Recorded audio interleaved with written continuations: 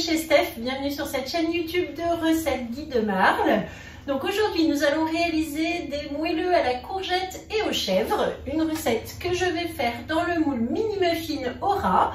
Donc les 20 petits mini muffins, c'est un basique, il est vraiment top et on va faire vraiment plein de choses avec ce moule là. Donc aujourd'hui en version salée, vous allez voir c'est hyper simple, je vous montre la recette. Le moule mini muffin Aura est posé sur la plaque en alu. On aura besoin d'un cul de poule, le pichet, la spatule double embout avec la cuillère magique. Je vais utiliser également le tornado, la balance.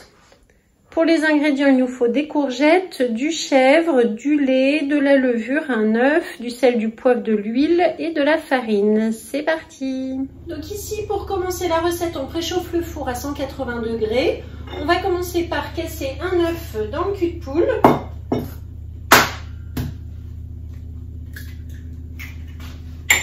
J'ajoute 80 g de lait. Je vais utiliser donc la balance pour peser l'huile. Donc je sors le petit tiroir qui est ici, j'appuie sur le bouton gris pour la mettre en route. Et là je vais choisir l'unité en millilitres. Donc il nous faut 60 millilitres d'huile. Donc vous voyez avec la petite bouteille en verre et son bec verseur, c'est hyper pratique dans les poêles. J'en ai deux, j'en ai un pour l'huile d'olive et là c'est de l'huile classique tournesol. Donc 60 ml. Voilà, on dose vraiment parfaitement. Ensuite avec la cuillère magique, je bats l'œuf, l'huile et le lait.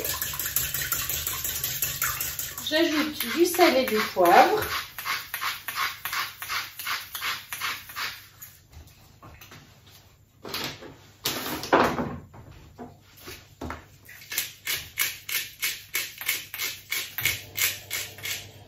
Dans le pichet verseur, ici, j'ai donc 150 g de farine et je vais ajouter 3 cuillères à café de levure chimique. Je mélange la farine et la levure ensemble, ce qui permettra une meilleure poussée ensuite de vos moelleux. Donc à faire vraiment pour tous les gâteaux, quand vous avez de la levure et de la farine, pensez à les mélanger avant d'incorporer, plutôt que de les incorporer l'un après l'autre dans votre préparation. Voilà, et donc là maintenant je peux verser, mélanger en même temps avec la cuillère magique. Et grâce au support de cul de poule, du coup, ça ne bouge pas, une bonne stabilité. Je peux utiliser les deux mains sans tenir du coup mon cul de poule. Voilà. Donc on obtient une pâte semi-épaisse. Ensuite, je prends le tornado. Donc là, je vais utiliser de nouveau la balance. Je l'allume, je la mets en grammes. Et j'avais donc une courgette qui était sous vide depuis déjà maintenant une bonne semaine. Vous voyez, elle est toujours impeccable. Je l'avais coupée en petites rondelles. Je ne savais pas trop ce que j'allais en faire. Donc là, il faut 200 g de courgettes. Je vais libérer l'air qui a été mis sous B-Save. Et donc, on va le mettre dans le tornado. Voilà, donc là j'ai déjà 100 g, je vais donc mixer au tornado pour faire des petits carrés que je vais mettre ensuite dans mon cul de poule.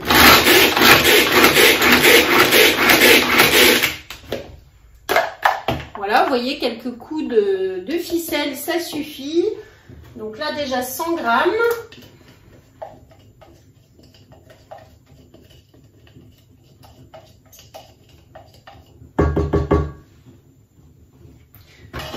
Et je recommence donc pour avoir de nouveau 100 g de courgettes. Voilà, donc là j'ai 101. Hop, on va mettre les deux dernières petites rondelles, ce qui nous fait 110 g, c'est parfait. Je mixe de nouveau.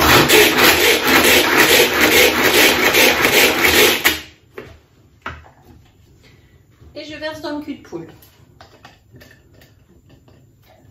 L'avantage de la petite spatule, double embout, pardon, c'est justement d'avoir ce petit côté, vous voyez, qui est bien pratique pour vider les petits pots. L'autre côté plus large qui permet vraiment de mélanger. Mais celle-ci, elle peut s'utiliser dans les deux sens, c'est très pratique. Ensuite, ensuite il faut 100 g de chèvre. Donc moi j'avais du chèvre râpé à utiliser. Du coup je mets mon cul de poule, même avec la spatule, peu importe, je fais la tare. Donc là je mets à 0. Hop, je l'ouvre, on libère l'air et je vais donc verser mes 100 g de chèvre râpé. Et voilà, j'ai 94, donc parfait pour la recette. Comme ça, voilà, 2 petits restes grâce à mon bicep qui sont sous vide depuis déjà une bonne semaine, ou même 10 jours. Et voilà une recette pour les utiliser, c'est idéal. Donc là maintenant, je remets sur mon support, je mélange avec la spatule. Et ensuite, grâce à la mini louche, je vais pouvoir donc maintenant remplir mes empreintes. Alors il y a de la levure, donc il ne va pas falloir en mettre de trop, ça va gonfler un petit peu. Après si ça ressort du moule, c'est pas grave, hein, si ça gonfle. Hop.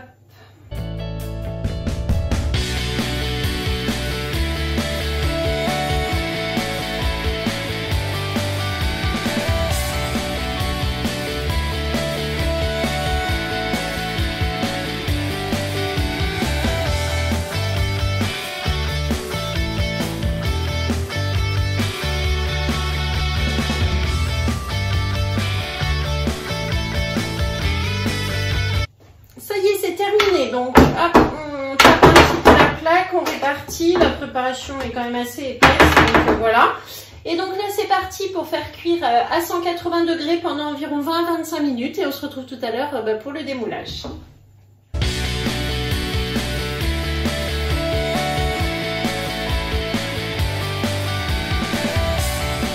Ça y est, donc nos petits muffins sont cuits, alors après voilà 25 minutes au four.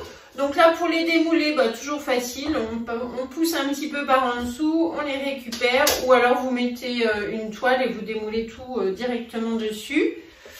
Donc là on obtient 20 mini muffins, ce moule là il est vraiment pratique, vous voyez, pour l'apéro, pour faire des petits goûters d'enfants, des cafés gourmands. C'est une taille qui est vraiment idéale, je le préfère réellement à un grand muffin, celui-ci je l'aime beaucoup.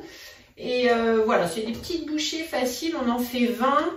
On peut faire aussi tout ce qui est bouillon de légumes, des sauces tomates pour les congeler. Vous savez, l'été, quand vous avez beaucoup de tomates par exemple, vous faites des petits galets comme ça, puis après vous les remettez en sachet. Et comme ça, tout au long de l'hiver, vous avez des petits coulis de tomates frais. Je fais mon pesto aussi comme ça, que je congèle, pareil. Enfin, il y a vraiment plein d'idées avec un mini muffin. Il est hyper pratique. Si vous avez des petits pour faire des petites purées d'avance aussi, il est génial.